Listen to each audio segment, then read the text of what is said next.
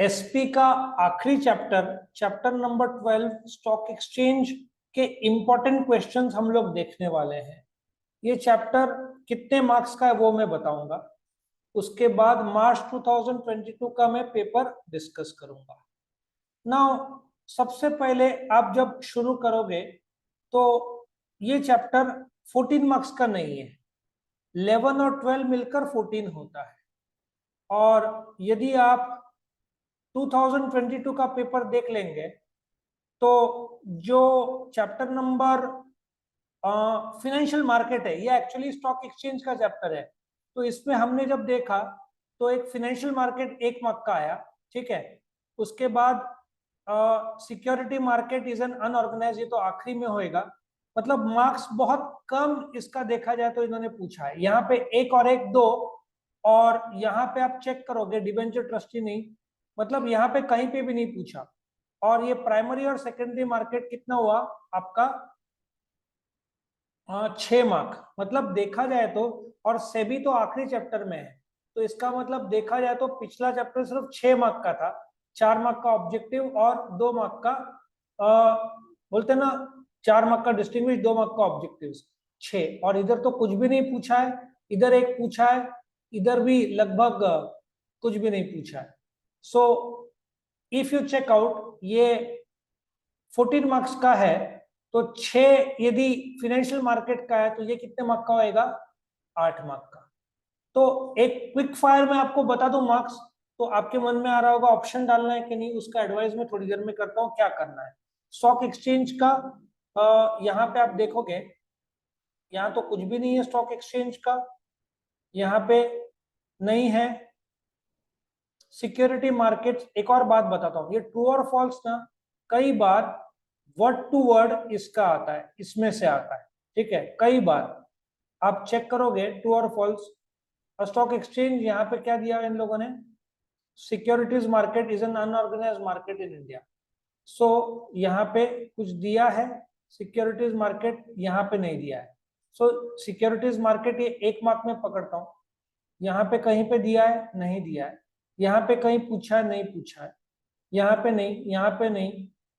ये secondary market का 1-2 mark का दिख रहा है जो पिछले चैप्टर का है, इधर नहीं पूछा है, इधर नहीं पूछा है, इधर भी दिखता नहीं है। हाँ ये भी दिखता है, करीबन 6 मार्क का हुआ, मतलब आधा आधा। सो ये चैप्टर का रेलेवेंस जो है सिर्फ 6 से 8 मार्क का है। तो आप क्या करोगे, मैं आपको एक बात बताता हूँ। ये लोग कई बार सरप्राइजली ना, आजकल यहाँ पे सरप्राइज काफी डाले हैं, क्योंकि यहाँ पे equity preference, shares, debentures, interim और फाइनल डिविडेंड जरूर आता था, तीनों नहीं पूछा।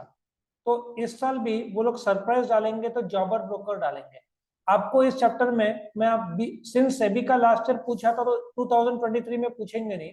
आपको ये इंपॉर्टेंट टर्म्स जानना चाहिए, इसका अलग से मैंने वीडियो बनाया है। आपको Bombay stock exchange, national stock exchange function, मतलब देखा जाए तो मैं आपको सिर्फ कितने क्वेश्चन करने को बोल रहा हूँ, ये फंक्शंस कर लेना 4 मार्क के लिए। आप बॉम्बे स्टॉक एक्सचेंज कर लेना, नेशनल स्टॉक एक्सचेंज कर लेना, ये कंसेप्ट रीड कर लेना, इसको लर्निंग की जरूरत नहीं है, सेबी करने की जरूरत नहीं, क्योंकि 2023 में पूछा जॉबर और ब्रोकर। मतलब कितने क्वेश्चन मैंने आपको बोले, 4। Functions of stock exchange, Bombay stock exchange, national stock exchange और ये डिस्टिंग्विश। और ये जो एक्सरसाइज है, फुल चैप्टर एक्सरसाइज आंसर्स, ये आप भूलना नहीं। क्यों?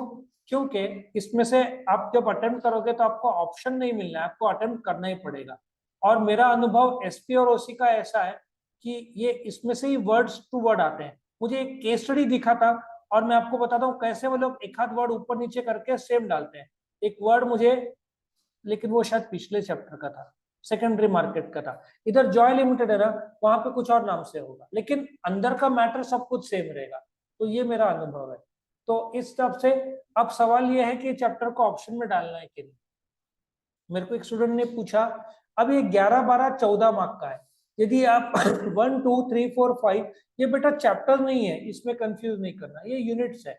आप 1 to 10 ठीक से करते हो, आपके पास पढ़ाई ज्यादा नहीं हुआ है तो आप 11 12 स्किप करके, लेकिन फुल चैप्टर एक्सरसाइज आंसर्स का मेरा वीडियो या तो खुद से उसके आंसर्स देख के चैप्टर के एंड के एक्सरसाइज जरूर कर लेना, मतलब ऑब्जेक्टिव्स कर लेना। और 1 to 10 मजबूत किया तो 11 और 12 ऑप्शन में डाला जा सकता है यदि पढ़ाई कब हुआ। और आपको 90s के ऊपर चाहिए तो जो मैंने इंपॉर्टेंट क्वेश्चन किए बताया वो आपको जरूर करना चाहिए। कोई क्वेश्चन है आपके? नहीं, तो इस हिसाब से आप करना, ज्यादा रेलेवेंस नहीं है इस चैप्टर का। एक्चुअली ये प्रैक्टिकली बहुत इंपॉर्टेंट चैप्टर है, पर इनके पास जगह ही नहीं है इंपॉर्टेंस डालने की। तो ये जो इंपॉर्टेंट टर्म्स है ऑब्जेक्टिव में डालना चाहिए, वो भी बहुत नहीं आया लगभग।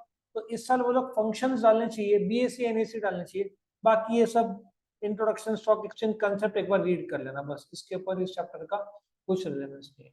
वीडियो पसंद है तो लाइक करना, फ्रेंड्स के साथ शेयर करना, चैनल को जरूर से सब्सक्राइब करना। और भी दूसरे इंपॉर्टेंट चैप्टर्स चाहिए तो कमेंट सेक्शन में डाल देना। All the best, God bless.